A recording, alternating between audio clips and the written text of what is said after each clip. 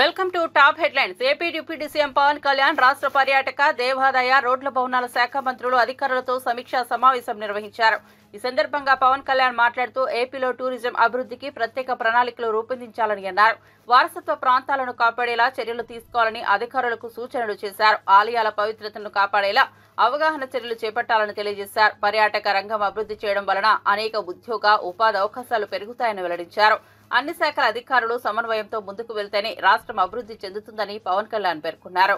దీంట్లో మనకి మేజర్ గా ఇష్యూస్ ఏముంటాయంటే, ఒకటి మొన్న కర్ణాటకకి వెళ్తే కూడా కుంకి ఎలిఫెంట్స్ అవి ఇచ్చినప్పుడు one request from Karnataka Eshwar Khandre గారు, ఆయన రిక్వెస్ట్ అంటే మేము చాలా మంది శ్రీశైలం గురించి చెప్పారు. శ్రీశైలంకి మేము అందరం కాలు నడుపుని వస్తాం, బాగా ఇబ్బంది ఉంది, ప్లస్ మాకు ఒక చిన్న ఫెసిలిటీ ఏదైనా కావాలి, ఆల్రెడీ ఉండింది ఒకప్పుడు, ఇప్పుడు తీసేశారు.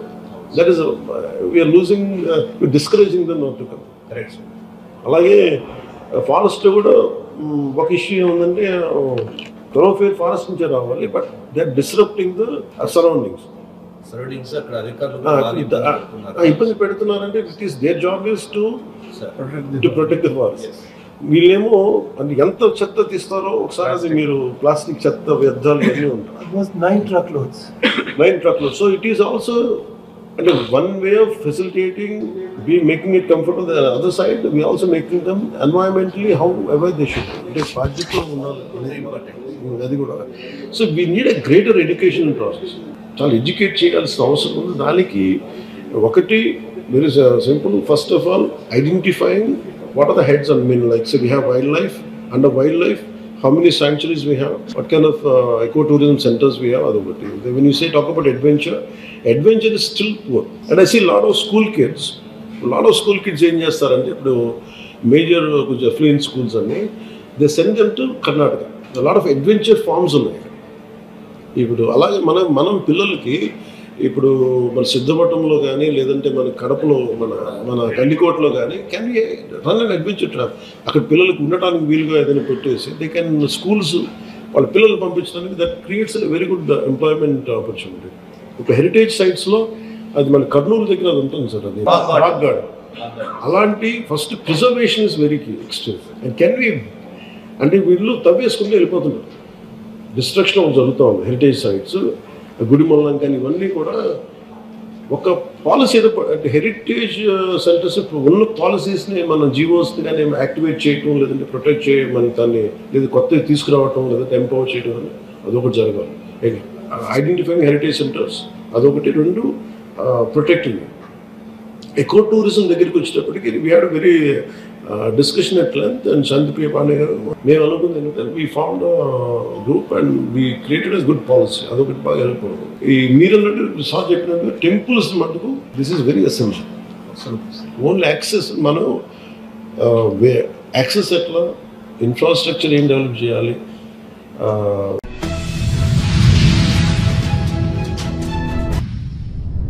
తిరుమల శ్రీవారిని సినీ నటుడు శివాజీ దర్శించుకున్నారు. వీఐపీ ప్రారంభ విరామ దర్శన సమయంలో ఆయన స్వామివారి సేవలో పాల్గొన్నారు. టీటీడీ అధికారులు శివాజీకి స్వాగతం పలికి దర్శన ఏర్పాట్లు చేశారు. దర్శనం అనంతరం ఆయనకు రంగనాయకుల మండపంలో పండితులు ఆశీర్వచనం చేసి స్వామివారి తీర్థ ప్రసాదాలను అందజేశారు. ఈ సందర్భంగా ఆలయం వెలుపల మీడియాతో మాట్లాడిన శివాజీ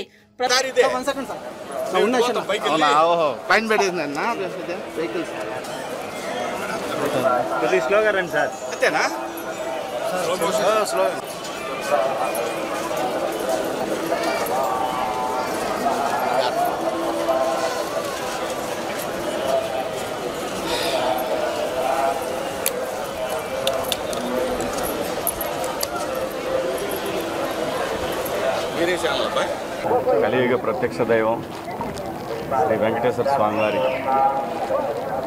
వారిని కొలవటానికి, వారిని దర్శనం చేసుకోవడానికి వచ్చాను. చాలా ఆహ్లాదకరంగా ఉంది. ప్రసాదాలు అన్నీ చాలా చాలా చాలా అద్భుతం. స్వామివారి ప్రసాదం దొరకడం మహాభాగ్యం. అలాంటిది కొత్త పాలక మండలి వచ్చిన తర్వాత కూడా చాలా అద్భుతంగా ఉంది. అంతా బ్రహ్మాండంగా ఉంది. ఓ పద్ధతి ప్రకారం అందరూ సమానం అనే పద్ధతిలో వెళ్తూ ఉంది. ఇది ఇలాగే కొనసాగాలి. ఈ రాష్ట్రం పచ్చగా ఉండాలి, ప్రజలందరూ సంతోషంగా ఉండాలి. గోవిందా గో.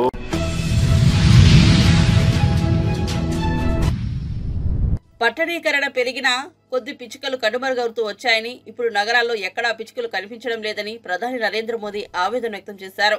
మన్ కీ బాత్ 116వ ఎపిసోడ్లో ప్రధాని ప్రసంగించారు. పిచ్చుకలు జీవ వైవిధ్య నిర్వహణలో కీలక పాత్ర పోషిస్తాయని, కాబట్టి పిచ్చుకల జనాభాను తిరిగి పెంచాల్సిన అవసరం చాలా ఉన్నదని ప్రధాని తెలిపారు. ఈ తరం పిల్లల్లో చాలా మందికి పిచ్చుకలను ప్రత్యక్షంగా చూసిన అనుభవం లేదని, కేవలం ఫోటోల్లో, వీడియోల్లో వాటిని చూపించాల్సి వస్తోందని ప్రధాని మోదీ అన్నారు.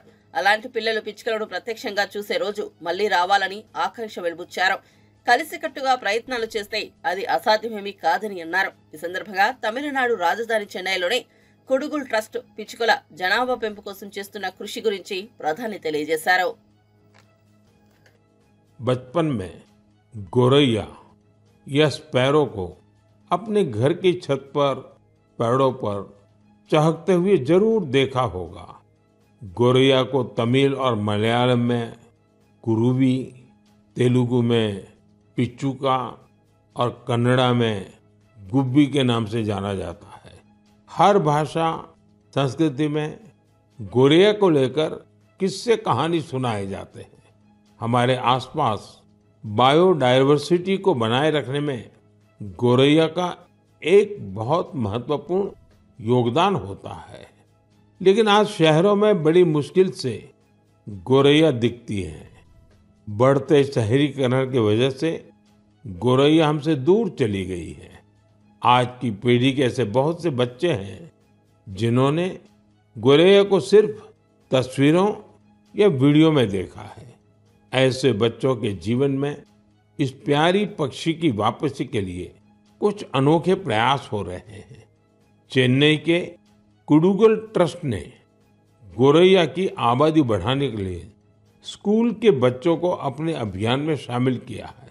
संस्थान के लोग स्कूलों में जाकर बच्चों को बताते हैं कि गोरैया रोजमर्रा के जीवन में कितनी महत्वपूर्ण है। ये संस्थान बच्चों को गोरैया का घोंसला बनाने की ट्रेनिंग देते हैं।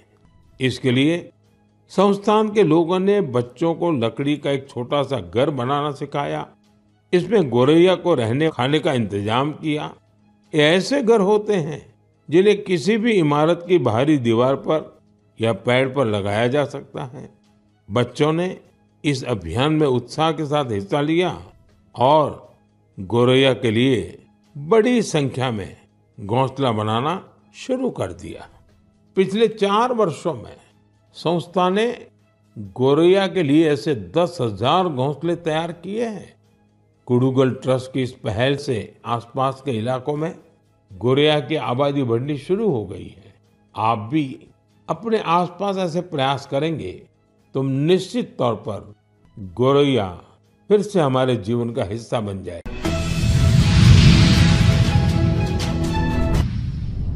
మాజీ మంత్రి జనసేన నేత బాలినేని వ్యాఖ్యలకు వైసీపీ నేత చెవిరెడ్డి భాస్కర్ రెడ్డి కౌంటర్ ఇచ్చారు. బాలినేని శ్రీనివాసరెడ్డి పూర్తిగా అబద్దాలు మాట్లాడుతున్నారని, జగన్ గురించి వ్యక్తిగతంగా విమర్శించి మాట్లాడడం సరికాదని, స్పెషల్ ఫ్లైట్ లో విదేశాలకు వెళ్లేంత స్వేచ్ఛను బాలినేనికి జగన్ ఇచ్చారని చెవిరెడ్డి చెప్పుకొచ్చారు.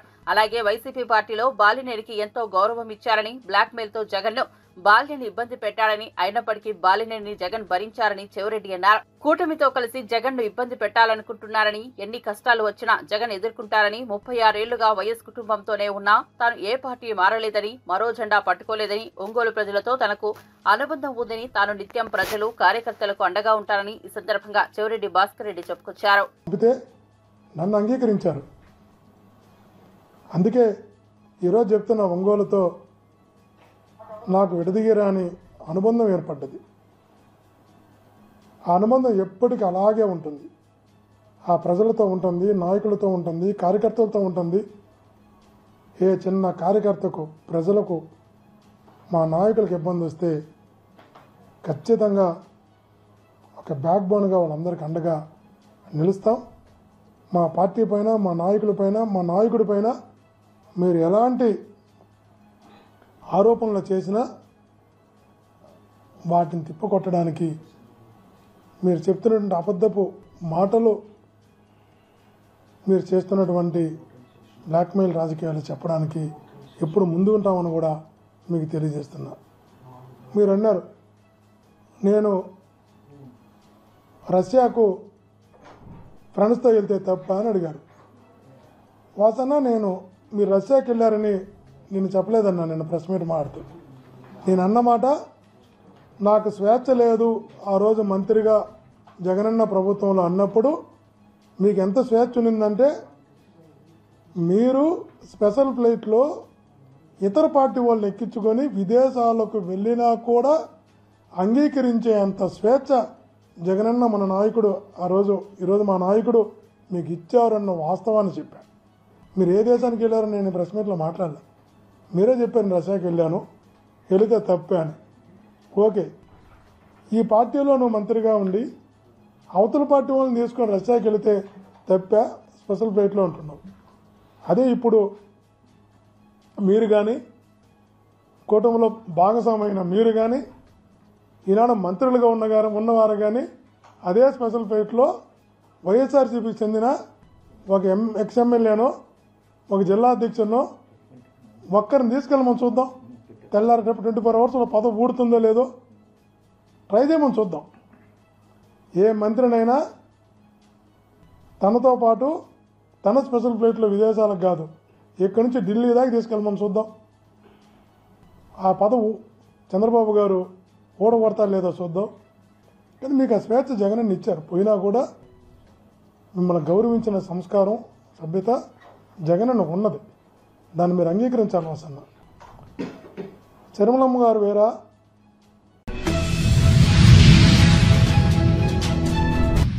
వైఎస్ఆర్సీపీ అవినీతికి చిరునామాగా నిలుస్తోందని రాష్ట్ర కార్మిక శాఖ మంత్రి వాసంశెట్టి సుభాష్ ఆరోపించారు. డాక్టర్ బిఆర్ అంబేద్కర్ కోనసీమ జిల్లా అమలాపురంలో నిర్వహించిన విలేకరుల సమావేశంలో మాట్లాడారు. అవినీతి కేసులో త్వరలో జిల్లాకు చెందిన ఓ మాజీ మంత్రి అతని కుమారుడు అరెస్ట్ అవుతారన్నారు. రామచంద్రాపురంలో 3 వైఎస్ఆర్సీపీ నాయకులు ఖాళీగా ఉన్నారని, వారి ఉనికి కోసం లేనిపోని ఆరోపణలు చేస్తున్నారన్నారు. తనపై నిరాధార ఆరోపణలు, అనుచిత వ్యాఖ్యలు చేసిన వైఎస్ఆర్సీపీ నేత పిల్లి సూర్యప్రకాష్ కు లీగల్ నోటీసులు పంపించారన్నారు. ఆయన ఆధారాలు చూపించలేకపోయారన్నారు. దీనిపై సివిల్, క్రిమినల్ కేసులు పెడతానన్నారు. తాను భూ కబ్జాకు పాల్పడ్డానని, కొంతమంది రామచంద్రాపురంలో ధర్నా చేశారని, ఆధారాలు ఉంటే కలెక్టర్కు ఫిర్యాదు చేయాలన్నారు. తమ ప్రమేయం 1% ఉన్నట్లు తేలినా దేనికైనా సిద్ధమన్నారు. మహిళలు, వైఎస్ఆర్సీపీ కార్యకర్తలు స్వార్థ రాజకీయాలకు బలవుతున్నారని అన్నారు. అవగాహన లేని నాయకులను నమ్ముకుని కేసుల్లో ఇరుక్కోవద్దని వైఎస్ఆర్సీపీ కార్యకర్తలకు మంత్రి హితవు పలికారు. గతంలో మహిళలు కూడా ఇలా మాట్లాడటం జరిగింది. ఎందుకంటే మహిళలను గౌరవంతో నేనేం మాట్లాడలేదు. అది నా మంచితనాన్ని చేతకంతనం కింద తీసుకుని మళ్లీ నిన్న అవసరం లేని అభియోగాలు నా మీద చేయడంతో ఇప్పుడు లీగల్ నోటీసులు పంపడం జరుగుతూ ఉంది. మహిళలను కూడా చూడడం ఎట్టి పరిస్థితులు. ఎందుకంటే అవసరం లేని అభియోగాలు చేసి కొంతమంది స్వార్థ రాజకీయ నాయకులు అవసరం లేని అభియోగాలు చేయడం, వీళ్ళు చేత చేయించడం కొంత బాధించింది. వాళ్ళకి లీగల్ నోటీస్ పంపుతున్నాం మహిళలందరికీ. అలాగే సోదరు గట్టా గోవింద్కి, రౌడీ షీటర్కి కూడా పంపడం జరుగుతుంది. వాళ్ళ మీద వాళ్ళ వివరణ ఇవ్వకపోతే, ఆధారాలు చూపించకపోతే మళ్లీ వారం రోజుల్లోపు సివిల్ కేసులు, క్రిమినల్ కేసులు వాళ్ళ మీద పెట్టడం జరుగుతాయి. ఇందులో నా ప్రమేయం 1% ఉందని తెలిసినా నేను దేనికైనా సిద్ధం. దొంగల శ్రీధర్ అని మీ అనుచరుడు అంటున్నారు ప్రధానంగా. మరి అతను అడగాల. ఇప్పుడు నేను పాస్బుక్లు ఇప్పించలే, కూడా తిరిగి వాళ్ళు వాళ్ళ సైట్లో వాళ్ళ డిస్ప్యూట్లు అయ్యి ఉంటాయి. అతన్ని పేరు ప్రస్తావించాలి తప్ప ఇప్పుడు నేను అదే అన్నాను. పాస్బుక్లు ఇచ్చారు ఇయ్యి అన్నారు. పాస్బుక్లు ఇప్పిస్తే ఏ అధికారి ఇచ్చేస్తాడు పాస్బుక్లు? అక్కడ హక్కు లేకుండా ఏ అధికారి ఇస్తాడు? ఇస్తే పై అధికారి ఎందుకు ఊరుకుంటాడు? పై అధికారి కంప్లైంట్ పెట్టండి. కలెక్టర్ గారు ఉన్నారు, ఆర్డీఓ గారు ఉన్నారు, పై కంప్లైంట్ పెట్టొచ్చు. ప్రతిసారి మేము శ్రీధర్ మీ అనుచరుడేనా లేదా అలా చెప్పి తిరుగుతున్నారా? కార్యకర్త మీకు ప్రధాన అనుచరుడు. ఇలాంటి కార్యకర్తలు చాలా మంది ఉన్నారు. వాళ్ళ వ్యక్తిగతం అది. వాళ్ళ వ్యక్తిగతాన్ని నా మీద రుద్దితేలా? ఇప్పుడు నేను ఎక్కడ చెప్పాను? పాస్బుక్లు చెప్తే ఇచ్చేసి పాస్బుక్లు అయ్యానా? ఇక్కడ 3 నాయకులు ఉన్నారు. వాళ్ళకి ఇంక పని ఏం లేదు, ఖాళీ అయిపోయారు. ఖాళీ అయిపోయి ఆల్రెడీ వాళ్ళ అవినీతి భోగోతాలు కూడా అన్ని నేను బయట పెట్టాను. కాబట్టి ఇంకో నాయకుడు, ముఖ్యంగా ఒక రాష్ట్ర మాజీ మంత్రి అతి త్వరలో అరెస్ట్ అవడం చూస్తారు మీరు రోజుల వ్యవధిలో. అది కూడా మేము అవినీతి అంతా బయట పెడతాం.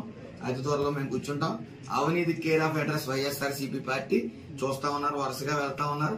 అభియోగాలు ఫేస్బుక్ లో ఇష్టం వచ్చినట్టు అభియోగాలు చేయటం, ఇష్టం వచ్చినట్టు పిచ్చివాగుడు వాగటం, ఇంట్లో ఆడవాళ్ల మీదకి రావడం కూడా జరిగింది. వాళ్ళందరూ కూడా వరుసగా వెళ్తా ఉన్నారు. అలాగే ఆధారాలు లేని అభియోగాలు చేస్తే ఎంత తీవ్రంగా ఉంటుందని త్వరలో మీరు చూడబోతారు. కోనసీమకి చెందిన మంత్రి అండి, ఇతర జిల్లాలో? కోనసీమకి చెందిన మంత్రి. అవినీతి కేసులో ఖచ్చితంగా అతని అబ్బాయి కూడా అతి త్వరలో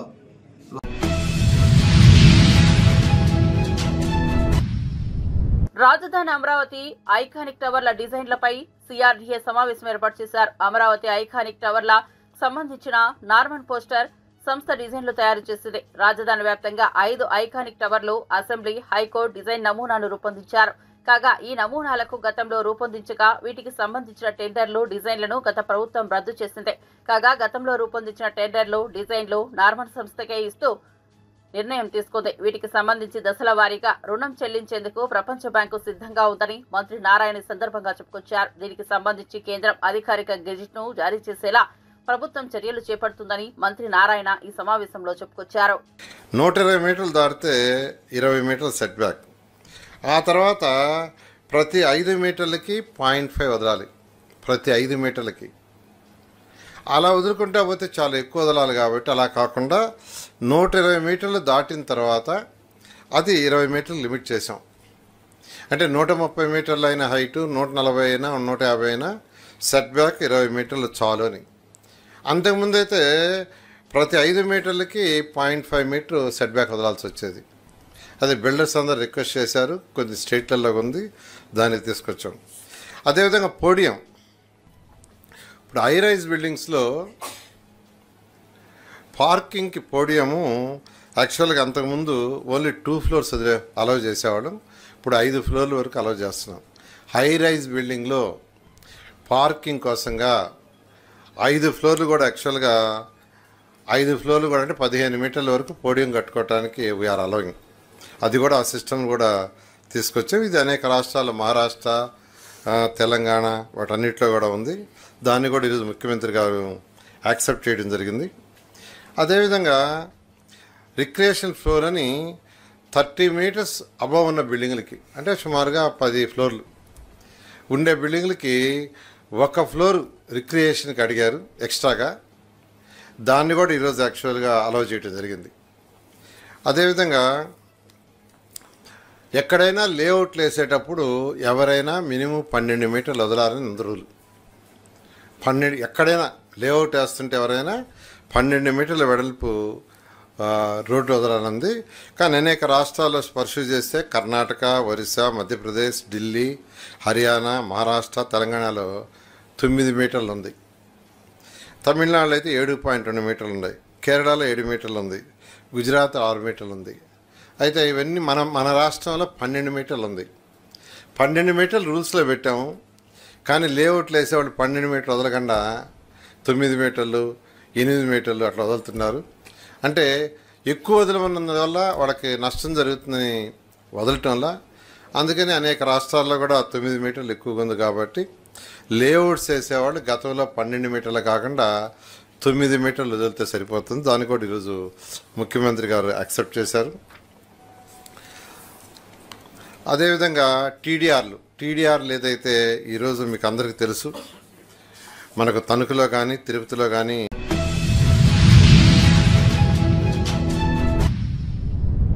అదాని గ్రూప్ పై లంచాల విమర్శల నేపథ్యంలో తెలంగాణ ప్రభుత్వం కీలక నిర్ణయం తీసుకుంది. తెలంగాణ ప్రభుత్వం ప్రతిష్టాత్మకంగా ప్రారంభించిన యంగ్ ఇండియా స్కిల్ యూనివర్సిటీకి ఇటీవల అదాని గ్రూప్ ప్రకటించిన 100 కోట్ల విరాళాన్ని స్వీకరించరాదని నిర్ణయించింది. ఈ విషయాన్ని తెలంగాణ సీఎం రేవంత్ రెడ్డి మీడియా సమావేశంలో వెల్లడించారు. ఆ గ్రూప్ పై విమర్శల దృష్ట్యా అదాని ఫౌండేషన్ నుంచి విరాళాన్ని తీసుకోవడం లేదని స్పష్టం చేశారు. ఈ మేరకు ఆ అదాని గ్రూపునకు లేఖ పంపినట్టు సీఎం వెల్లడించారు. ఈ చర్చలు కొనసాగుతున్నాయి. మహారాష్ట్ర ఎన్నికల సందర్భంగా పాత్రికేయ మిత్రులు శ్రీ రాహుల్ గాంధీ గారి పత్రికా సమావేశంలో అదాని గారి నుండి తెలంగాణ రాష్ట్ర ప్రభుత్వం, ఆ రాష్ట్ర ముఖ్యమంత్రి రేవంత్ రెడ్డి గారు నిధులను స్వీకరించారు కదా, కాంగ్రెస్ పార్టీ ఏ విధంగా అదాని గారి తప్పులను ప్రశ్నిస్తారు అని చెప్పి పాత్రికేయ మిత్రులు ప్రస్తావించడం జరిగింది. రాహుల్ గాంధీ గారు కూడా విస్పష్టంగా ఒక అంశాన్ని ప్రస్తావించారు. అంబానీ కావచ్చు, టాటా కావచ్చు, బిర్లా కావచ్చు, ఈ దేశంలో ఉండే ఏ సంస్థలకైనా రాజ్యాంగబద్ధమైన రక్షణ ఉంటుంది, వాళ్ళు పెట్టుబడులు పెట్టడానికి అవకాశం ఉంటుందని రాహుల్ గాంధీ గారు వివరించడం జరిగింది. ప్రతిష్టాత్మకంగా తెలంగాణ రాష్ట్ర ప్రభుత్వం భావించి ప్రారంభించిన యంగ్ ఇండియా స్కిల్స్ యూనివర్సిటీకి కార్పస్ ఫండ్ కింద రాష్ట్ర ప్రభుత్వం నిధుల స్వీకరణ కోసం చేస్తున్న ప్రయత్నంలో భాగంగా చాలా సంస్థలు ముందుకొచ్చి రాష్ట్ర ప్రభుత్వం ప్రారంభించిన ప్రతిష్టాత్మకమైన యంగ్ ఇండియా స్కిల్స్ యూనివర్సిటీకి నిధులను ఇవ్వడం జరిగింది. దాంట్లో భాగంగానే అదానీ సంస్థ కూడా 100 కోట్ల రూపాయలను కార్పొరేట్ సోషల్ రెస్పాన్సిబిలిటీ కింద తెలంగాణ రాష్ట్ర ప్రభుత్వం ప్రారంభించిన యంగ్ ఇండియా స్కిల్స్ యూనివర్సిటీకి ఇస్తాము అని చెప్పి ఆమోద లేఖ ఇవ్వడం జరిగింది.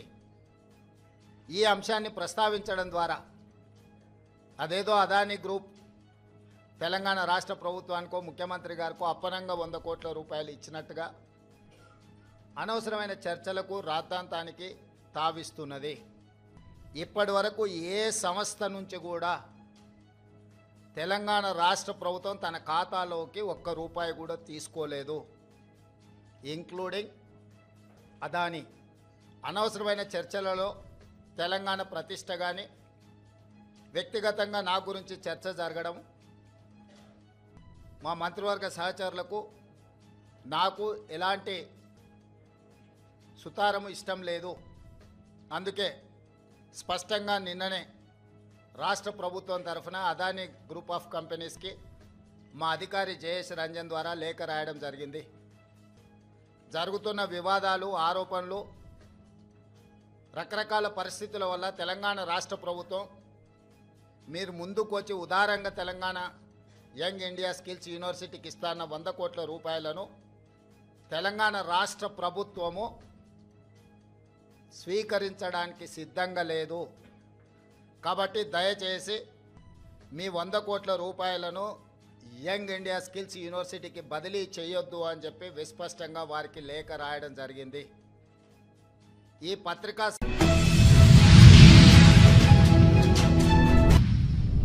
బీసీ రిజర్వేషన్లకు సంబంధించి కామారెడ్డి డిక్లరేషన్ ను రాష్ట్ర ప్రభుత్వం యథాతథంగా అమలు చేయాలని BRS MLC Kalvakuntla Kavitha demand చేశారు.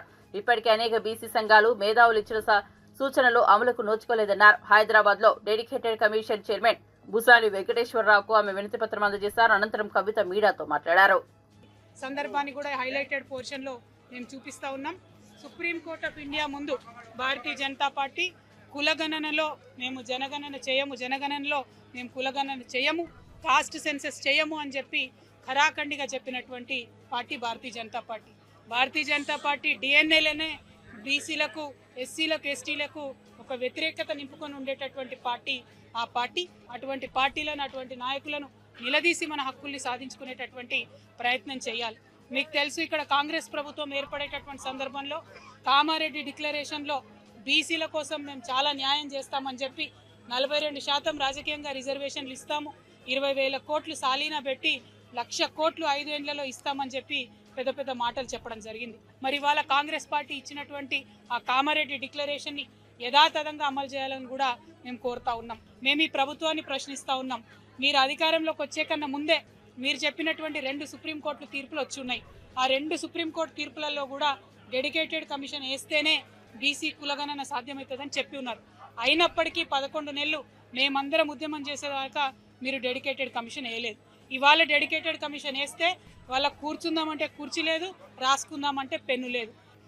వేసినటువంటి డెడికేటెడ్ కమిషన్కి మెన్ అండ్ మెటీరియల్ ఇవ్వకుండా ఇవాళ మీరు బీసీలకు సంబంధించి నెల లోపట రిపోర్ట్ ఇవ్వాలని ప్రెషర్ పెడితే మరి ఇంత పెద్ద సబ్జెక్ట్లో నెల లోపట ఏడ కులగణన జరుగుతుంది, ఏడుకెళ్ళి రిపోర్ట్ ఇస్తారన్న విషయం ప్రభుత్వం ఒకసారి ఆలోచించాలి. ఇవాళ ఒక డిమాండ్ చేస్తూ ఉన్నాం. డెడికేటెడ్ కమిషన్ కులగణన చేపడితేనే దానికి కోట్లలో నిలబడేటటువంటి చట్టబద్ధత ఉంటుంది. కానీ ఇవాళ కాంగ్రెస్ ప్రభుత్వం ఏం చేస్తున్నది, కులగణన మాత్రం ప్లానింగ్ డిపార్ట్మెంట్ వాళ్ళు చేస్తూ ఉన్నారు.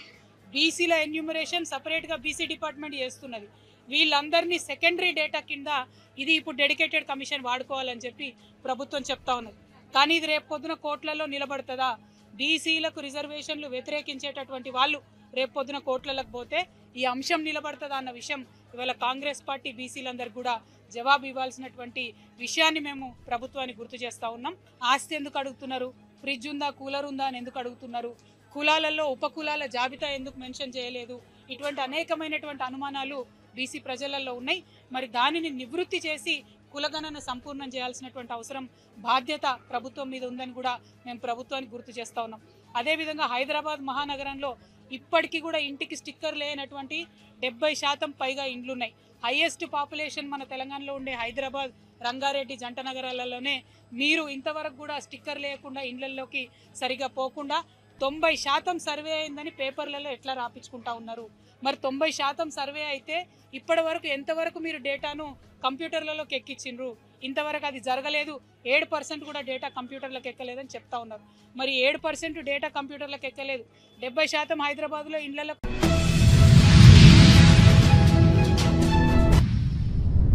తాను విలువలతో రాజకీయాలు చేసే వ్యక్తినని జనసేన నేత మాజీ మంత్రి బాలినేని శ్రీనివాసరెడ్డి అన్నారు. వైఎస్ఆర్సీపీ నేత చెవిరెడ్డి భాస్కర్ రెడ్డి చేసిన వ్యాఖ్యలపై బాలినేని తీవ్ర ఆగ్రహం వ్యక్తం చేశారు. హైదరాబాద్ లో నిర్వహించిన మీడియా సమావేశంలో ఆయన మాట్లాడారు.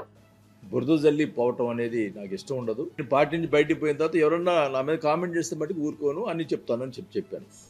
మొన్న సెకీ ఒప్పందం సంబంధించి సోలార్ ఎనర్జీ సెకీ వాళ్ళతో సంబంధించిన ₹2.49 ఏదైతే ఒప్పందం కుదిరిందో దానికి సంబంధించి నేను చూశాను 1750 కోట్లు ముడుపులు అందిని అమెరికన్ ఏజెన్సీ ద్వారా బయటకు వచ్చిందని చెప్పి ఈటీవీలో రావటం జరిగింది. దీంట్లో ఈ ముడుపుల్లో మీకు కూడా బాగా ఉందా, మరి కన్సర్న్ మినిస్టర్ తెలియకుండా జరగదు కదా అని నాతో మాట్లాడటం జరిగింది. ఆ రోజు ఏం చెప్పాను, సెక్యూ వాళ్ళతో మాట్లాడింది నాకు తెలియదు.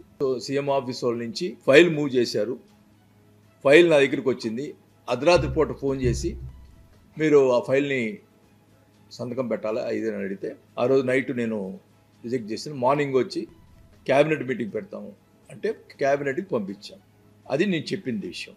నిన్న చెవిరెడ్డి భాస్కర్ రెడ్డి మరి ఆయనకి ట్రాన్స్పోర్ట్లు ఈ అవగాహన ఉందో లేదో, అయితే అవగాహన ఉందేమో కానీ క్యాబినెట్లో జరిగే విషయాలు మనకు అవగాహన లేదు.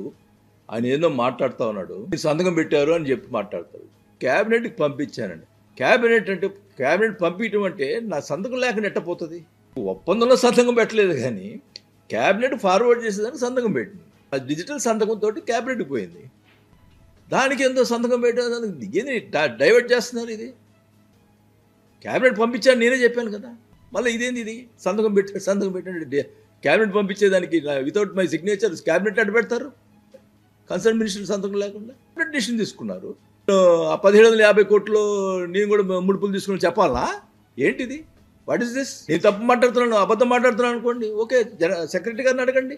దాన్ని నిన్న ఏదో ఒకరికి ఇచ్చి మాట్లాడతాడు. రాజశేఖర రెడ్డి కుటుంబం వల్ల పైకి వచ్చావు అని మాట్లాడాడు. ఎస్, నేను మన పవన్ కళ్యాణ్ గారి పార్టీలో జనసేన పార్టీలో చేరిన రోజు కూడా చెప్పాను నేను, సార్ నాకు రాజకీయ భిక్ష పెట్టింది రాజశేఖర రెడ్డి గారు. పవన్ కళ్యాణ్ గారికి చెప్పాను, సార్ రాజశేఖర రెడ్డి గారు నేను విలువల రాజకీయం చేశాను, దొంగ రాజకీయాలు చేయను, డైరెక్ట్గా నేను పవన్ కళ్యాణ్ గారు నేను రాజశేఖర గారు నాకు రాజకీయ భిక్ష పెట్టారు కదా సార్, ఆయన మీద ఎప్పుడు నాకు గౌరవం ఉంటుంది సార్.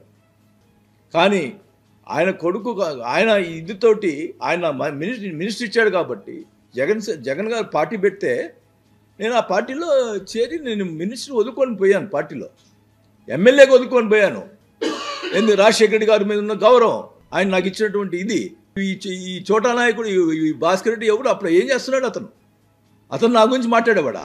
అతను ఏంటి ఆయన ఏం చేసాడు? అప్పుడు ఓపెన్గా అడుగుతా ఉన్నా, చెవిరెడ్డి భాస్కర్ రెడ్డి మెప్పు కోసం, చంద్రబాబు గారి మెప్పు కోసం, పవన్ కళ్యాణ్ గారి మెప్పు కోసం నువ్వు ఎమ్మెల్సీ దానికోసం నువ్వు ఈ రకంగా మాట్లాడుతున్నావు. ఎప్పుడు